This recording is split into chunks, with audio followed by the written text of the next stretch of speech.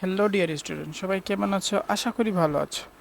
তো আজকে সম্পূর্ণ নতুন একটা অধ্যায় নিয়ে ক্লাস করাবো, যেটা হলো অধ্যায় নাম্বার 11, পণ্যের ক্রয় মূল্য, উৎপাদন ব্যয় ও বিক্রয় মূল্য। সৃজনশীল 1 নম্বরটা করাবো, ক্লাস 10 অর্থাৎ এসএসসি বেচ 2025 সাল।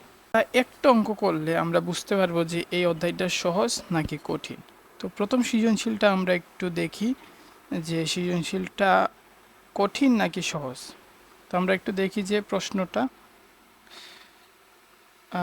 উদ্দীপকটা পড়ার আগে আমরা একটা প্রশ্ন পড়ি কি বলছে। উপযুক্ত তথ্য হতে বিক্রয়যোগ্য আমের পরিমাণ কেজি নির্ণয় করো। পরিমাণটা কি বের করতে বলছে? কেজির হিসাবটা বের করতে বলছে। বিক্রয়যোগ্য মানে বিক্রয়যোগ্য যে আমটা বিক্রি করতে পারবো এরকম আমগুলো আমরা কি করতে হবে? কেজি হিসাবে নির্ণয় করতে বলছে। আচ্ছা, এখানে রাজশাহী থেকে প্রতি ঝুড়ি 500 টাকা দরে 200 ঝুড়ি আম ক্রয় করছি। তার মানে 500 টাকা করে কত ঝুড়ি ক্রয় করছি? 200 ঝুড়ি আমরা আম কিনছি। প্রতি ঝুড়িতে আমের পরিমাণ 10 কেজি।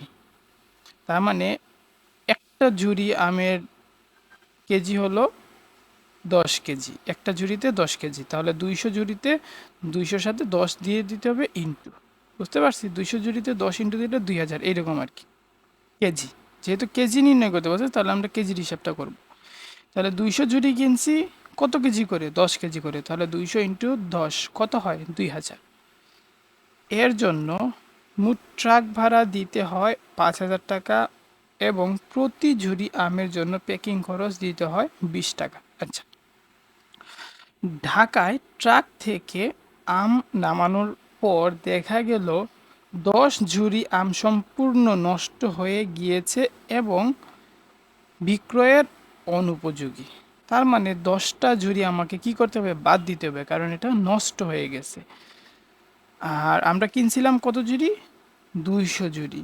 তাহলে আমরা নষ্ট হয়েছে কত ঝুড়ি? 10 ঝুড়ি। তাহলে 200 থেকে 10 কি করতে হবে? বাদ দিয়ে দিতে হবে। আচ্ছা, পরে আর কোনো কিছু আছে কিনা? আম বিক্রয়ের জন্য উক্ত সপ্তাহে দোকান ভাড়া 2000 টাকা এবং বিক্রয় কমিশন 1000 টাকা প্রদান করা হলো। আচ্ছা, আমার যেহেতু আমের কেজি নির্ণয় করতে বলছে, তাহলে আমরা এইটাই খালি দেখবো যে কত টাকা ঝুড়ি, কত ঝুড়ি কিনছি আর নষ্ট হয়েছে কত। এটা থেকে এটা বাদ দিলে আমাদের আনসারটা চলে আসবে। 1 নম্বর প্রশ্নের উত্তর, বিক্রয়যোগ্য আমের পরিমাণ অর্থাৎ কেজি নির্ণয়। যেহেতু কেজি নির্ণয় তাই আমরা কি দিব? বক্সের মধ্যে কেজি কেজি দিয়ে দিব, বিবরণ কেজি কেজি। ওকে, তাহলে প্রথমে আমরা কি বসাবো? মোট আম ক্রয়, কত টাকার মোট আম ক্রয় করছি সেইটা বসাবো। তাহলে আমরা যদি দেখি 200টি ঝুড়ি আম ক্রয় করছি আর প্রত্যেকটা ঝুড়িতে 10 কেজি করে, তাহলে 200 ইন্টু 10, 200 ইন্টু 10 করলে কত হয়? 2000 টাকা। কত হয়? 2000 কেজি। কত হয়? 2000 কেজি। আর নষ্ট হয়েছে কত? 10 ঝুড়ি নষ্ট হয়েছে। তাহলে 10 ঝুড়ি 10 কেজি করে। 10 ঝুড়ি কত কেজি করে? 10 ঝুড়ি 10 কেজি করে। তাহলে 10 ইন্টু 10 কত হয়? 100 হয়। তাহলে 2000-এর সাথে 100 মাইনাস করলে 1900 হয়। এটাই কি আনসার? বুঝতে পারছি?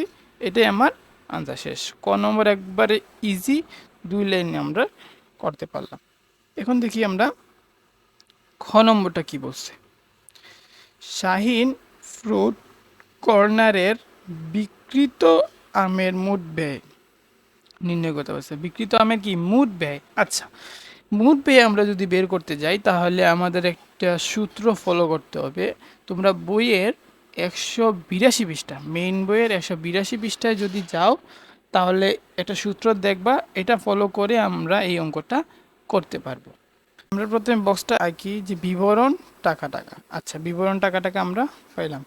আচ্ছা, আমরা এখন যদি দেখি সূত্রের মধ্যে প্রথমেই লিখে আছে পণ্য ক্রয়ের জন্য প্রদত্ত অর্থ, মানে পণ্য ক্রয় করার যে অর্থটা টোটাল যে আমরা কি করছি? ক্রয় করছি এইটা।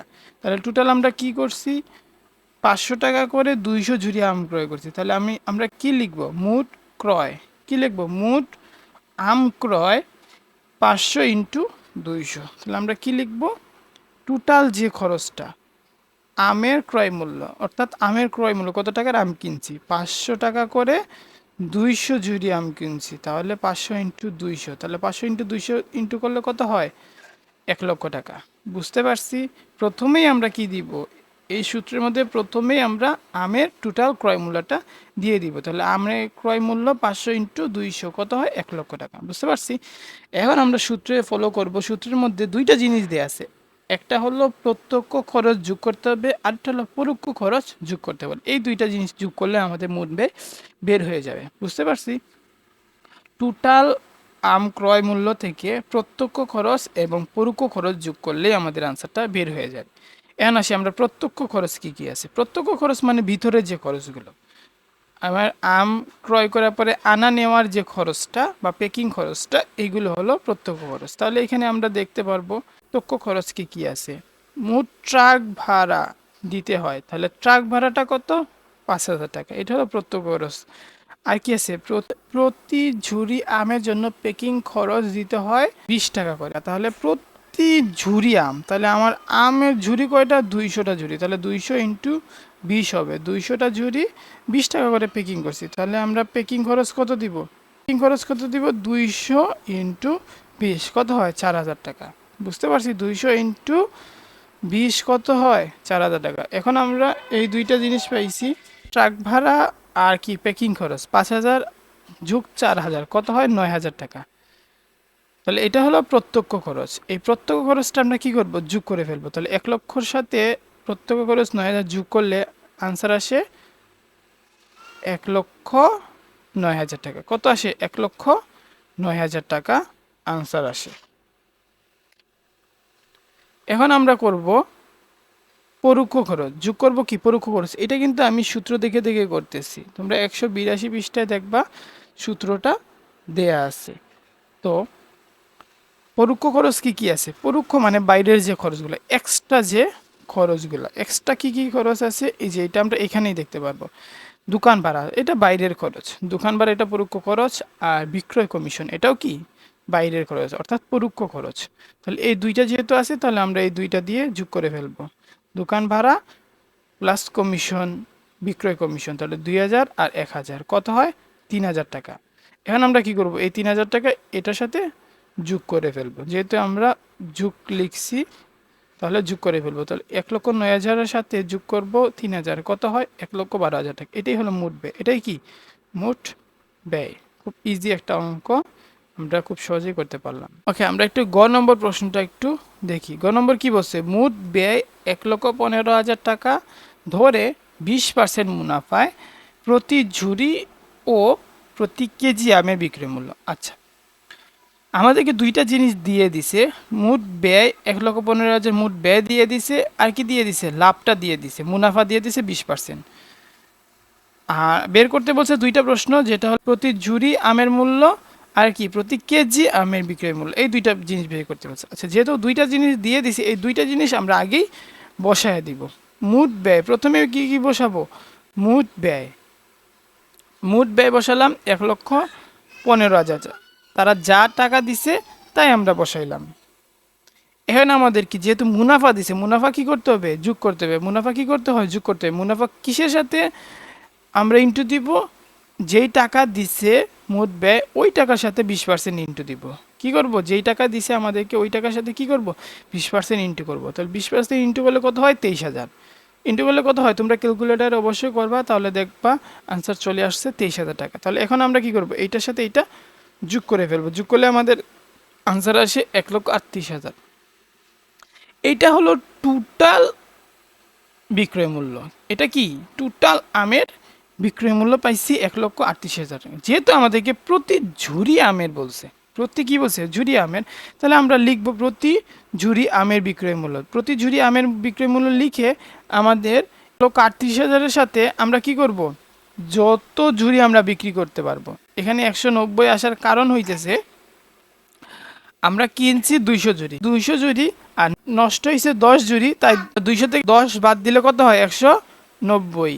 এখন আমরা কি করব, 1,38,000 থেকে 190 ভাগ করব। কি করব, ভাগ করব। ভাগ করলে আমাদের আনসারটা চলে আসে। আনসার আসে 726.32 টাকা। এখন আমাদের কি বের করতে বলছে, প্রতি কেজি আমের বিক্রয় মূল্য, প্রতি কেজি। তাহলে আমরা লিখব প্রতি কেজি আমের বিক্রয় মূল্য সেমভাবে লিখব 138,000, 1,38,000 ভাগ এই যে 1900 কোথা থেকে আসছে? 1900 আমরা কতে বের করছি, তার টোটাল কেজিটা আমরা কোথায় বের করছি? কতে বের করছি। 200 কেজি কিনছিলাম, 200 ঝুড়ি কিনছিলাম 10 কেজি করে, আর 10 কেজি নষ্ট হয়েছে তাই এটা বাদ দিলাম। কত কেজি হয়েছে? 1900 কেজি। এই 1900 কেজি যে কতে বের করছি ওইটার সাথে আমরা কি করব? ভাগ করে ফেলবো। তাহলে ভাগ করলে আমাদের আনসার আসে 72 টাকা 63 পয়সা। তাহলে এইটাই হলো আনসার। প্রতি কেজি আমের বিক্রয় মূল্য হলো 72 টাকা, আর কি প্রতি ঝুড়ি আমের বিক্রয় মূল্য 726 টাকা 32 পয়সা। আর এটা হলো টোটাল বিক্রয় মূল্য 1,38,000 টাকা। এটাই হলো আনসার। কত ছোট্ট একটা অঙ্ক।